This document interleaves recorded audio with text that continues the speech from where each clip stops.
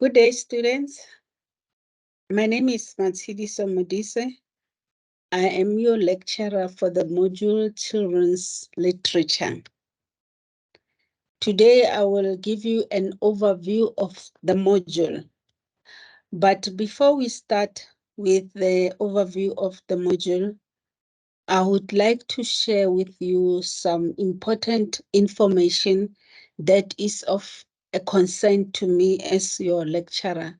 And I feel I cannot leave it. I must share this information with you for your development and better communication. The first part is to look at how, as a student, you communicate with the university. And we will also look at the introduction of and structure of the module and the assessment. From the tutorial letters and the university website, we have information that is given to us on how to communicate with the university. In this module, I have also indicated to you how you can contact me as your lecturer concerning the issues that are related to this module. It is UNISA policy that students, when they communicate with the university, it can be the lecturer, that you use my live email. In the students' orientation, we have Dr. Mpahlele, who was presenting on the communication with the university. And I have also shared with you the presentation for the student orientation that were held last week, 2 weeks back. I would encourage you to go to the link and open the link, listen to the link for more information. For you to contact me as your lecturer concerning the module, I have my telephone number that is 012-429-2269. And also you can communicate with me through email, not a private email. As a student, after registering, you have to activate my live email. And the process of activating your my live email, it's also available in the UNISA website. We will also, in this module, communicate through discussion forum and other means that we will introduce. Through the discussion forum, right now I have requested you to introduce yourself to other students. We will have topics to discuss or activities to do that are posted on the discussion forum, where every student is allowed to communicate. But please note that discussion forum is only for information that is related to the module. No private communication should be entered into through this platform. I have come up with this way of communicating with the university to share with you, because I have a concern that most students, when they communicate with us, they use their private email. I have alluded to that. You must not always not forget that when you write to the university or the lecturer, you must use your my live email that you will have activated. No Hotmail or Gmail addresses. And if you write to the university or to the lecturer seeking help using a private email, you will not get a help that you are looking for. And again, the university, you will also miss important information if you don't activate your my live email, because the university use my live email to communicate with students. Now, it is also very important that when you communicate with me as your lecturer or any other lecturer regarding the issues related to your module, you have to state the module code, you have to state your module number so that you can get help quickly, not to waste time when the lecturer has to come back to you and ask you, what is the module code? Because lecturers are responsible for more than one student, and they are responsible for more than one module. So you have to write your module code when writing emails to the lecturer, and the student number if possible. I want us to look at professional communication. I do receive emails from you as my students, and I appreciate that. But the unfortunate thing is the manner in which you communicate. Some of you communicate with the lecturers. So that is why I felt that as we are modeling you to be professionals, as we are training you to be professional teachers, teachers in the making, it's important that we share some information with you. As teachers in the making, it's very important that in our communication also we are professional. Hence, I have telephone etiquette. We do receive phones from the student, and now lately since COVID, our emails goes, your telephone numbers, your telephones that are coming to the lecturers, they come through Teams. And sometimes it is very difficult to can figure out what the student is trying to say and the manner in which the student approaches you. So here I have reflected the telephone etiquette, the ways in which you have to use to communicate professionally. In the first place, it can be the lecturer calling you, or it can be you calling the lecturer. First, you have to greet the caller. You have to introduce yourself. You must not just go straight into the matter, because I don't know what you are calling about, and I don't even know if you are a student. So you must first introduce yourself, tell the lecturer you are and so, and a student for this module. And as you speak, you need to speak clearly so that the lecturer can hear what you are saying.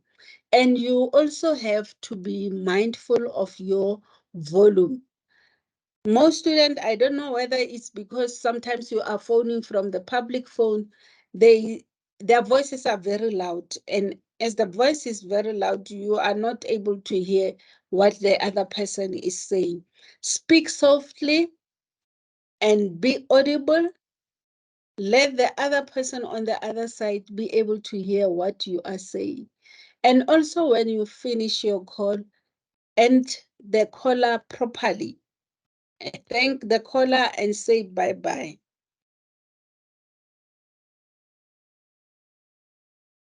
We also have communication. Most of our communication, I encourage you to be through email, because you will have evidence of the communication with the lecturer, irrespective of the issue that you are raising concerning the module, but you will have record of when did you communicate with the lecturer. Now, many times, sometimes you receive an email from the student. The student, it shows that the student is not sure or is not, does not know how to write an email. And I am not undermining you. This is what I am seeing, and that is why I felt that I have to share this with you. We spoke about telephone etiquette. Now I'm going to email etiquette. When you look at the email structure, you'll find that there are sections, or there are, sections where now you have to indicate where your email is going to, the address. You have to write the address to the person you are writing to. For an example, you have to, here, you have to indicate the email address. I have shown you my email address in the previous slides. So here is this where you write the email address, indicating who the email is addressed to. And then we also have the section where we have CC and we have BCC. CC is carbon copy. It's like when you write an email and you want somebody to get a copy of the email that you are writing, you carbon copy that person. Example of a carbon copy, I don't know if you know this. In the past, we used to have carbon paper, used to call carbon paper. When you make a payment to for a school fund or at a shop, you'll find that the teacher has a receipt book. Underneath, there's a carbon paper. That carbon paper, when you write on the top of the paper and you had it inserted between pages, it will copy what you have written in the other page. So the same with the email. When you put an address to someone else in this section of CC, then that person will receive an email. You are carbon copying that person. And we also have blind carbon copy. Blind carbon copy is when you write an email and you want someone to see the email that you wrote to me. I'm just making an example, but you don't want me to know that you have copied someone this email. You blind carbon copy that person. As a recipient of this email, I will not be able to see that you have carbon copied someone else. And we also have what we call subject line. With a subject line, you have to specify the issue that you are raising in your email or the issue that you want to talk about in the email. For an example, you might find that you have a query with assignment 2, question 5. You can just write, your subject line can be assignment 2 query. And in the content of your email, you'll specify the problem that you are raising. And as you communicate through email, try to be clear, be concise, and use bullets so that the recipient, when she or he responds to you, does not miss any information. She will go bullet by bullet responding to whatever issue you will have raised in your email. Here's a feature of an email. You are familiar with it. And what I spoke about previously, that it has been very clear to me that some of you are struggling or are not well conversant with the manner in which email has to be written. For an example, I will receive an email where the student has written the message here in the subject, and here there's nothing. You have seen these sections that I've shown you in the previous slide.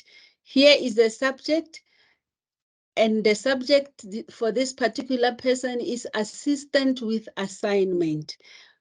Already when I open the email, I know, and sometimes as you work, the emails pop, and you prioritize emails that you can check immediately. So with the subject, it will immediately, as it pops, tell me what the issue is, and I can attend to it immediately if it's an urgent email.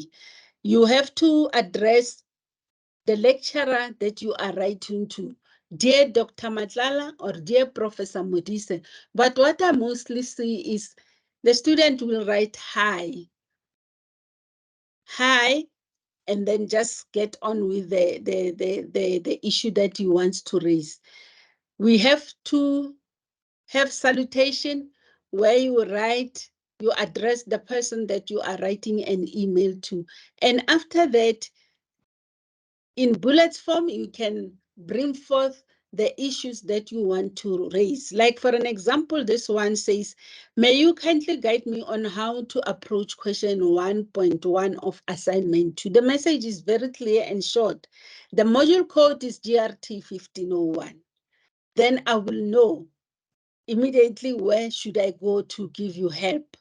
And after that, you say regards, and you write your address or your signature where the email is coming from. I hope from now, after listening to this recording, after listening to this presentation, you will improve in the manner in which you communicate with your lecturers. Please remember that that is an official communication.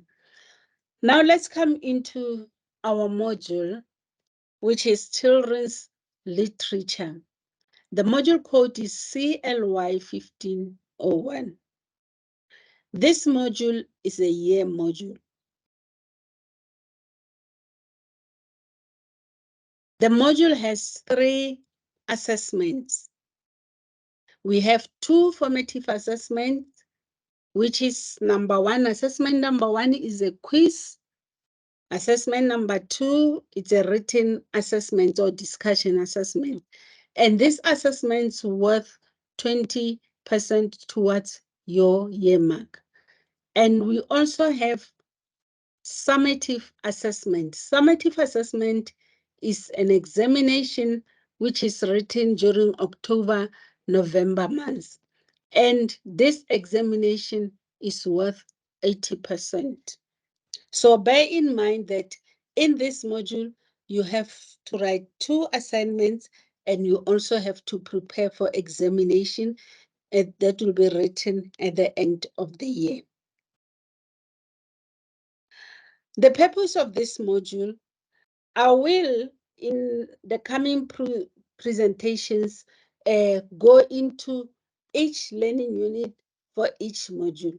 For now, what we are doing, I'm just giving you an overview of the module. Now, the purpose of this module is to equip you with the tools,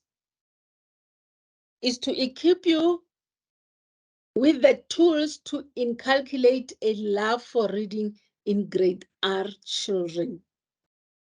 Number 2 is for you to acquire knowledge and skills to identify good books that you can use for children, and it's to provide you with skills to classify books according to the different genres, according to the different types of books. The module is aiming at providing you with the skills to use various activity genres to lay the foundation for reading and writing in the early years. We need to lay this foundation as early as possible so that when these young ones are at an advanced stage, they already have acquired some foundations for reading. The module intention is to adopt a delivery mode, is to equip you with skills and strategies to adopt a delivery mode appropriate for grade R children by using age-appropriate and cutting-edge technologies, meaning that there is technology that can be used, but we have to use technology that is relevant to the ages of these children. We must use age-appropriate technologies in our teaching. This module has no links to other modules. It's just a standalone module. Now, the module has some learning outcomes. Learning outcomes is what you need to know at the end of the module. What skills you have learned, what information you will have gathered. So we have learning outcome number 1, which is understanding the value of children's literature in the holistic development of a young child. That is the outcome that this module wants you to achieve at the end of the lesson.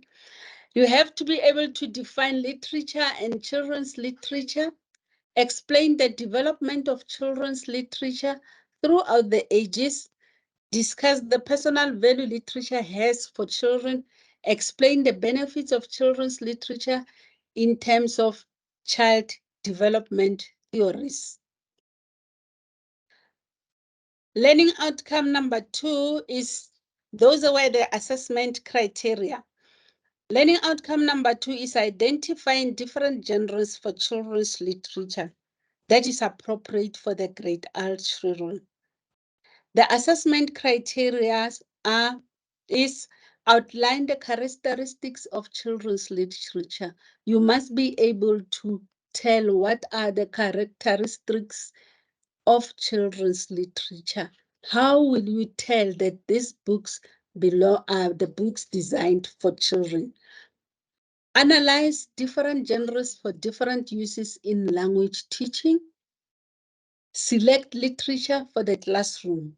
You must be able to go to the library and select appropriate books for your learners according to the age, or when you buy, you must be, this outcome is looking at equipping you with the skills to be able to select books that are appropriate for the learners in your class, which are the grade R. We are looking at grade R level now.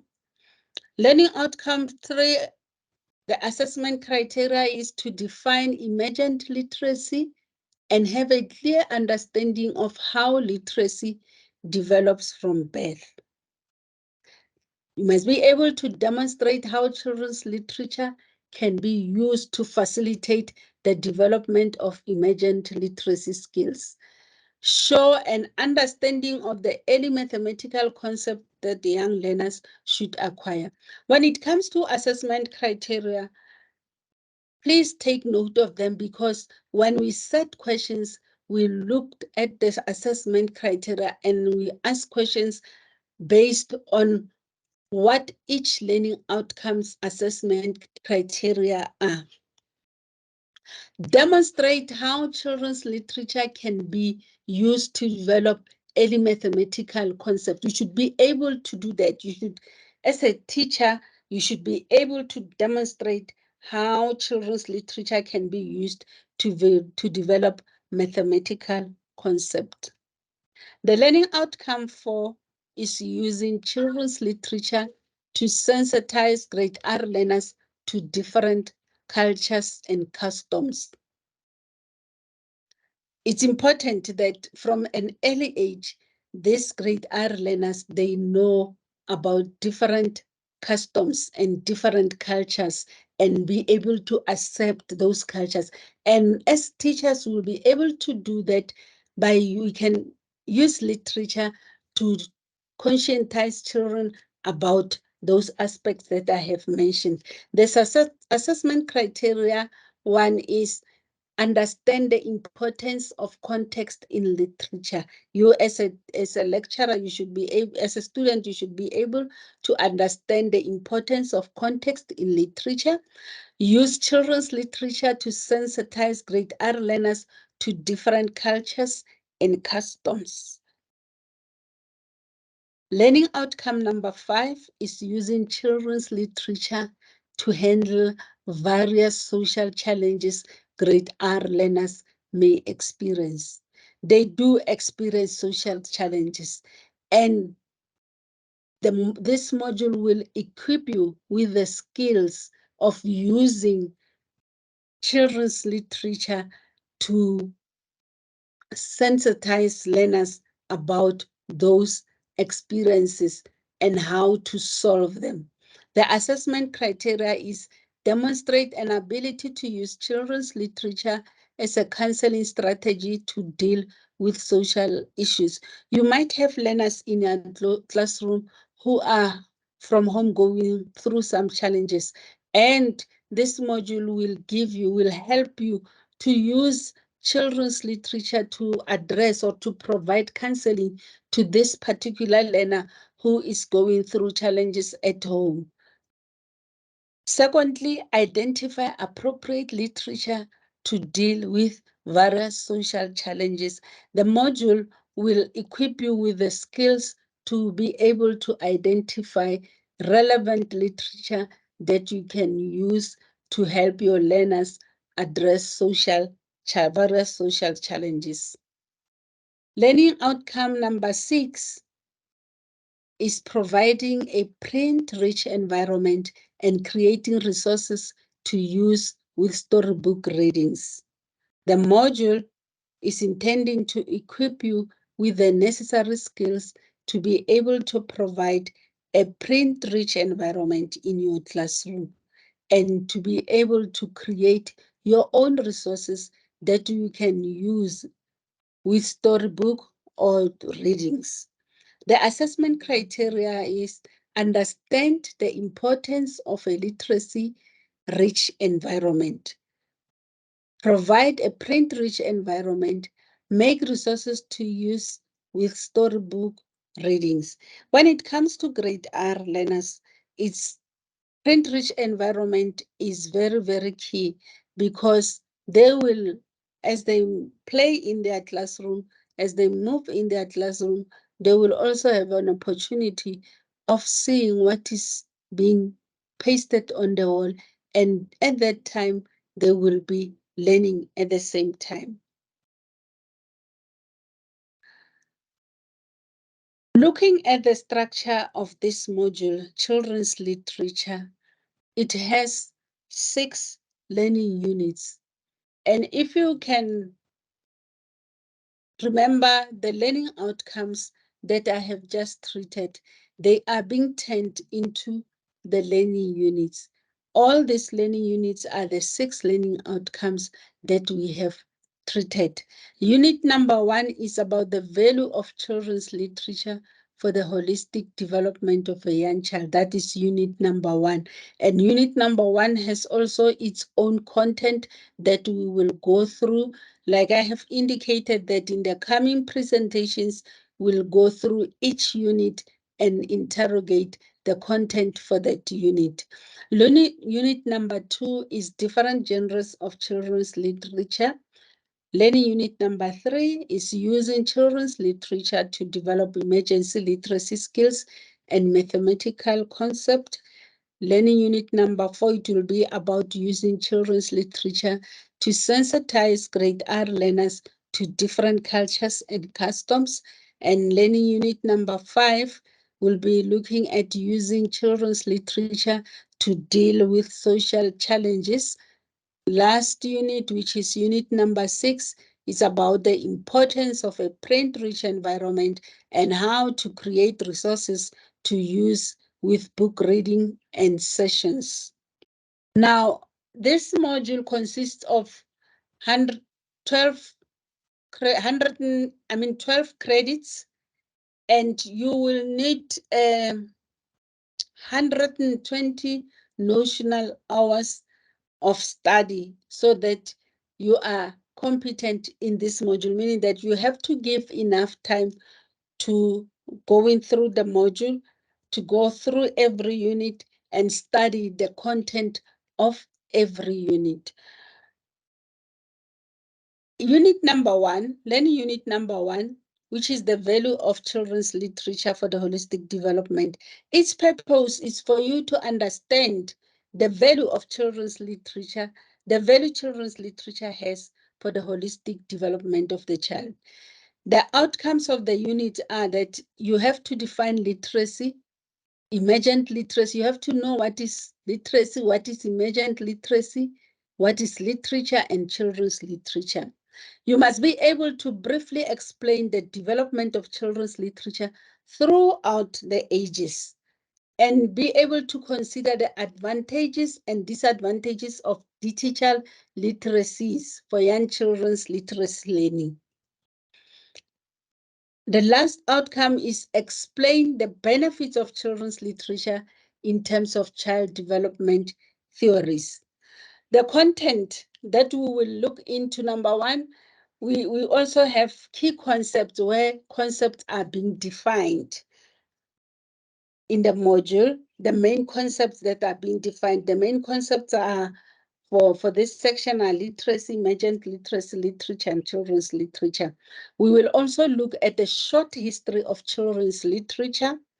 We will look at the personal value of literature for children, the benefits of children in terms of child development theory, and at the end, we will find, after conclusion, you will find self-assessment activities. And I will encourage you to do those activities that you assess yourself if you have achieved the outcomes of that particular unit. Learning unit number 2 is about different genres of children's literature. Remember, we said this module is divided into 6 modules. Now what I'm doing, I'm looking into each module, looking at the outcomes of the module, the purpose and the content that we will be dealing with. The purpose of learning unit number 2 is to identify different genres of children's literature, meaning that this unit is helping you, its intention is to help you to be able to identify different genres of children's literature, and the outcomes are you must be able to outline the characteristics of children's literature, analyze different genres for different uses in language teaching. You must be able to select books for the classroom. You must be able to select books which are age appropriate for your learners. And the content, like the previous unit, we will have key concepts being explained. We will look at the characteristics of children's literature, the types of children's literature, aspects to consider when selecting literature for grade R classroom, and we will also look for, we will also have at the end self-assessment activities. Please don't leave them out. Just do every activities because it will give you practice. The purpose of Learning Unit 3 is using children's literature to develop emergent literacy skills and early mathematical concepts. The outcome for this unit is you must be able to define emergent literacy and have a clear understanding of how literacy develops from birth. Have a clear understanding of the early stages of reading development. Explain the print awareness skills young children need to learn so that you are able to create that. Have a clear understanding of the continuum of phonemic awareness skills young children need to develop and how children's literacy can be used to facilitate phonological awareness. We will go into details when we take this unit by unit. For now, it's just an overview. Learning outcomes 3 is continuation. The outcomes are as follows. You should be able to show an awareness of the importance of early language and vocabulary for literacy development. Demonstrate how children's literature can be used to facilitate development of emergent literacy skills. Demonstrate an understanding of how phonological awareness facilitates early writing. Discuss the early mathematical concepts that should be developed. Demonstrate how children's literature can be used to develop early mathematical concepts. The content for this unit is the same as the previous learning unit. We will have key concepts being defined. Stages, we look at stages of reading development, the development of emergent literacy skills, developmental writing skills, emergent mathematics, and self-evaluation questions that you have to do at the end of every unit. Learning Unit 4 is using children's literature to sensitize young children to different cultures and customs. With this learning unit, the purpose is to raise an awareness of how children's literatures can be used to sensitize young children to various cultures and customs. You will learn that when we go to this unit. The outcomes, therefore, thereof are the following: must be able to define the key concept referred to in this learning unit. You remember at the beginning of every learning unit, we have key concepts that are being explained. So with the outcome of this module, of this unit is for you to be able to define those key concepts for every unit. Show an understanding of the link between socio-cultural influences and children's literature, how these two are linked. Appreciate how children's literature can be used to sensitize young children to different cultures and customs. Select appropriate books to cultivate sensitivity towards appreciation of and respect for different cultures and customs. The content in this learning unit, like other content for the previous learning units, they start with key concepts which are being explained, and you have to have a clear understanding of the concept. What do they mean? And you should be able to provide examples thereof to show your understanding. Another aspect of content is understanding socio-cultural influences in children's literature, sensitizing young children to different cultures and customs, selecting books to raise cultural awareness. Self-evaluation questions are also found at the end of every learning unit.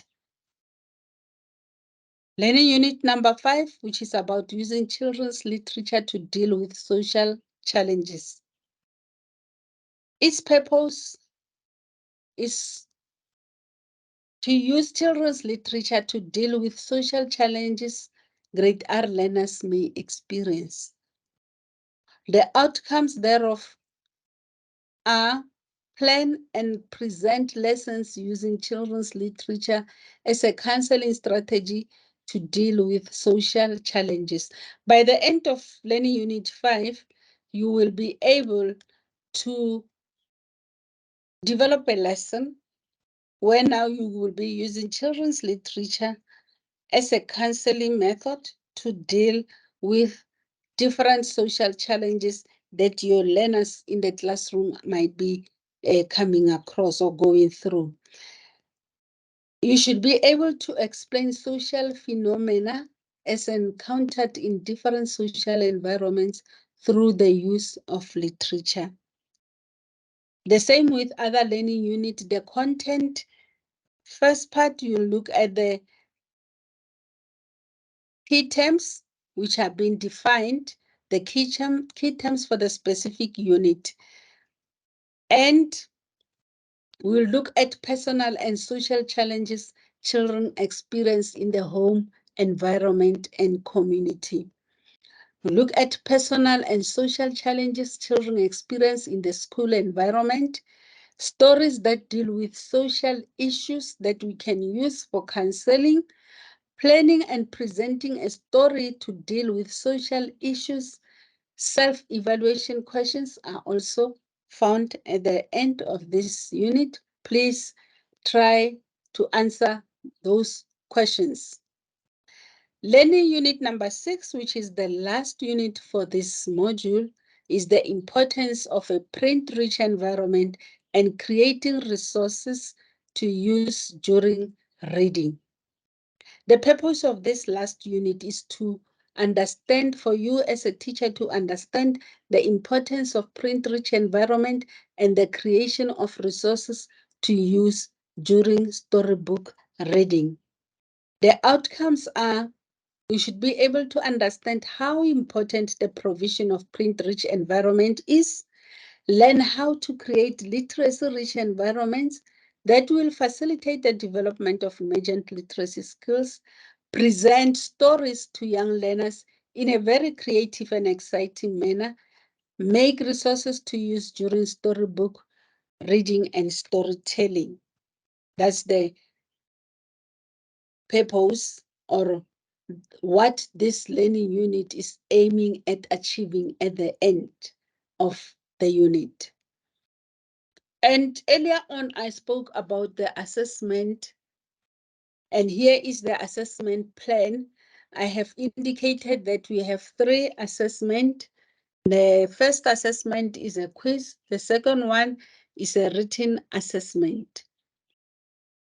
All these 2 assessments worth 20% towards your final year mark. And we also have an examination, which is the 3rd assessment. The due date for the summative assessment is not yet out, but usually it's written at the end, towards the end of the year, October, November, December.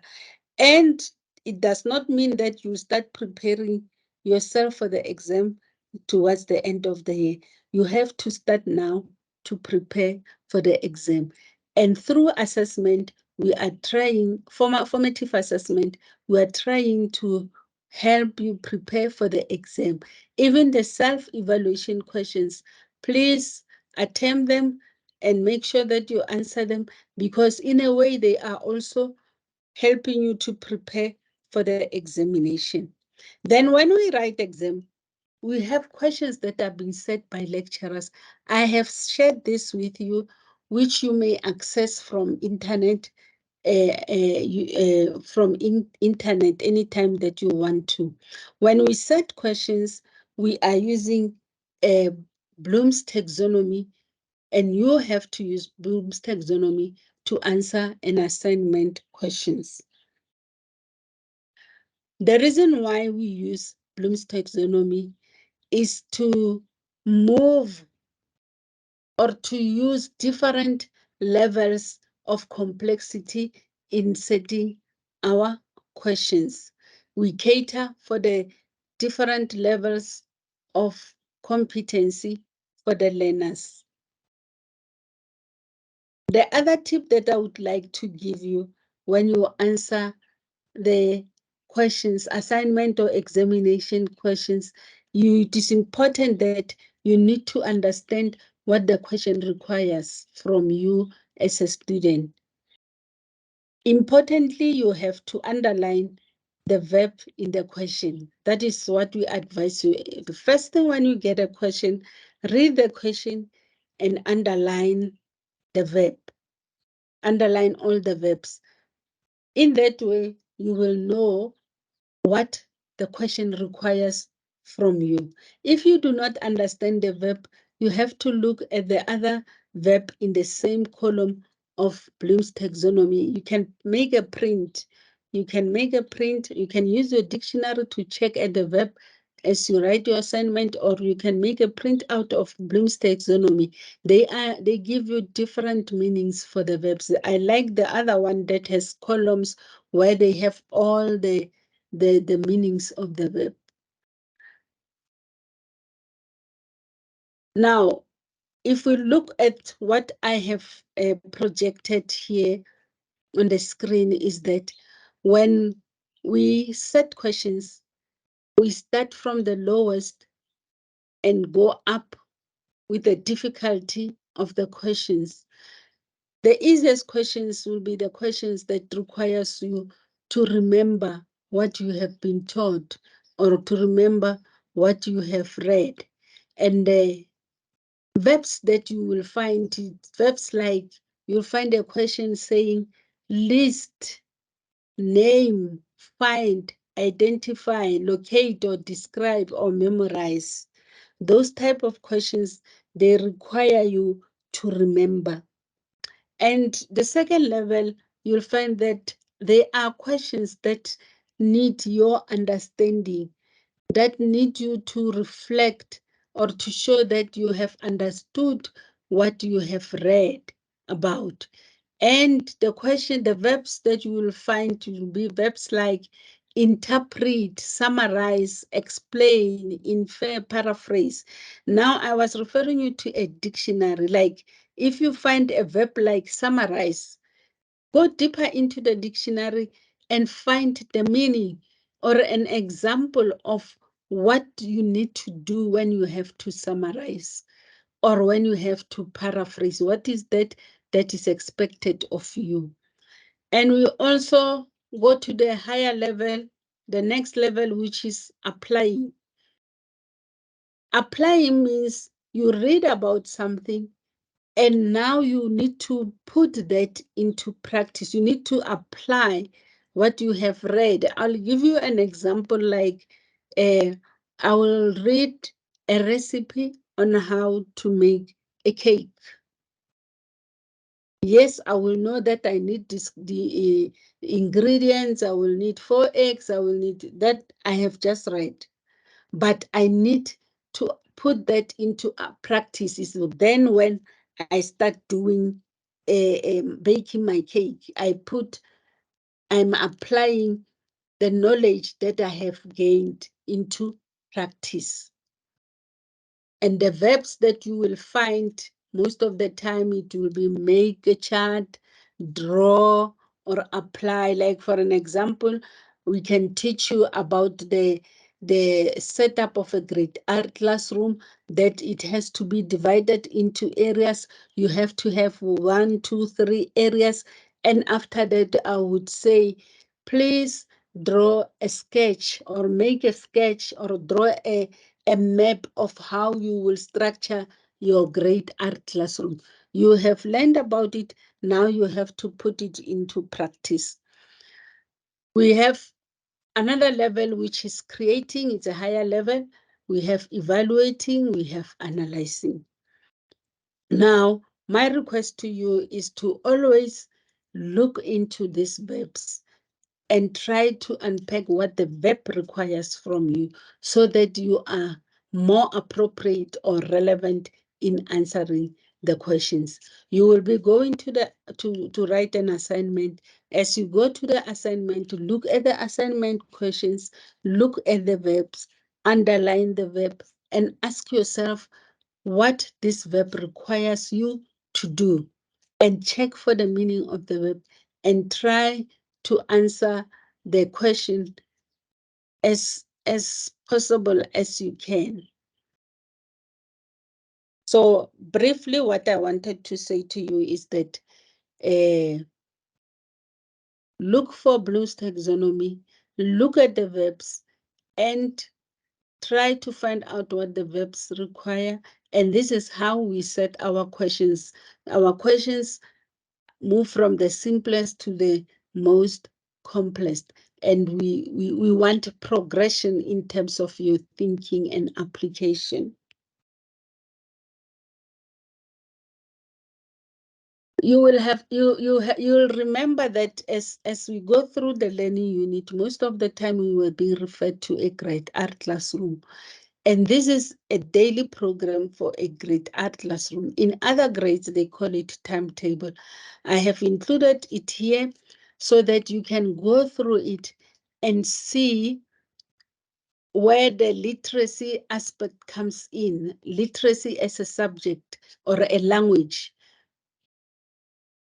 We have sections for languages, and we know that the grade R program is integrated. So as you will be implementing what you have learned, look at the daily program and see where we will fit in your activities. And even if the daily program is integrated, teaching and learning takes place all the time, whether it's through play inside the classroom or through play outside the classroom. There should be a structured play activities from you as a teacher. You can find this in the CAPS document, curriculum and assessment policy statement, and you can Google it. You'll find different policies. You'll find the daily program in different policies. Mathematics, it also has this daily program. Languages, it has. Life skills, it has. Thank you very much. I have finished my presentation, and I wish you the best in your studies. I hope, because we still have a long journey to go, by the end of this module, we will have learned a lot. Thank you very much. Bye.